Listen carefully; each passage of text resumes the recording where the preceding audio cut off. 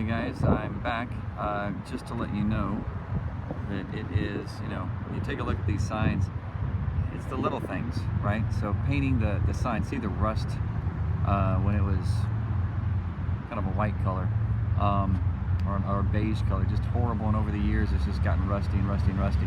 So what we want to do is we want to paint this thing and it just looks much better. It'll look great once it's all said and done, but look at all the traffic we have. This is such an amazing location. Can't wait to get this place going.